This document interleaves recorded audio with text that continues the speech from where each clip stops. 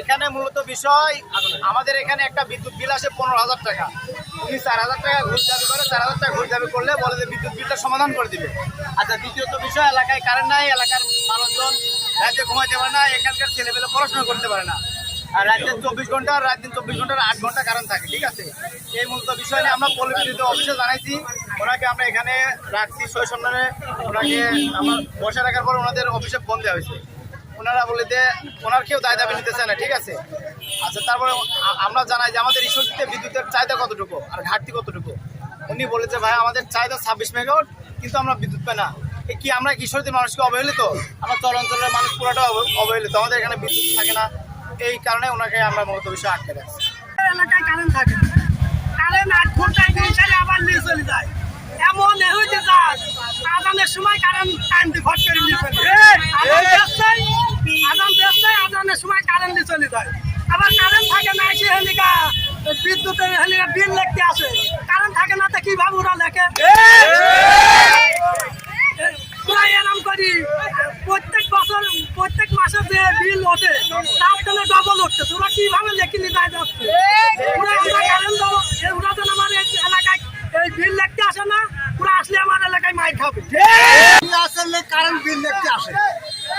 আচ্ছা, কারেন্ট বাদে কেমন করে বিল লেখা হয় কারেন্টে? এক, আর বিল যদি লেখা মনে করেন 10 ইউনিট, লেখা 15 ইউনিট, এর কারণটা কি? তাও জনগণ বিল দেয় ঠিকই, আবার কারেন্ট থাকে না, এই অটোমেটিক। তার মানে ওগুলো ধরা যায় কারণ কারেন্ট লেখালেখি নিয়ে ঘটনাটা, তাছাড়া কোন ঘটনা নেই। পুরা ঘটনাটা কারেন্ট, বিদ্যুৎ নেই, উনি কারেন্ট লেখি বেড়াচ্ছে। আমি আসি কারেন্ট লাগতে আবার ভাই ধরে নিলাম। আমি জিজ্ঞাসা করলাম তুই কি করে লিখতে চাও? কারেন্ট বিল লিখছি। তো কারেন্টের বিল কেমন করে লিখবা? তাহলে অবশ্যই চুরি করছো তুমি। পরে 20 লিখছে 40, চুরি অবশ্যই চুরি আছে। সাত দোকানে বসো বসে আমি আটকাইছি। মিটার তো বন্ধ থাকে না, এই জন্য আমি আটকাইছি। এখানে মূলত বিষয় আমাদের এখানে একটা বিদ্যুৎ বিল আসে 15,000 টাকা। উনি 4,000 টাকা ঘুষ দাবি করে, 4,000 টাকা ঘুষ দাবি করলে বলে যে বিদ্যুৎ বিলটা সমাধান করে দিবে।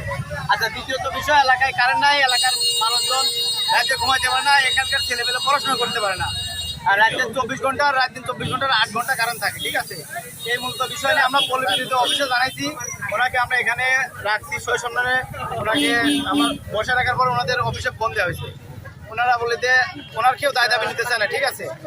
আচ্ছা, তারপরে আমরা জানাই যে আমাদের ঈশ্বরদীতে বিদ্যুতের চাহিদা কতটুকু আর ঘাটতি কতটুকু। উনি বলেছে ভাই আমাদের চাহিদা 26 মেগাওয়াট, কিন্তু আমরা বিদ্যুৎ পাই না। কি আমরা ঈশ্বরদীর মানুষকে অবহেলিত? আমরা চরাঞ্চলের মানুষ পুরাটা অবহেলিত, আমাদের এখানে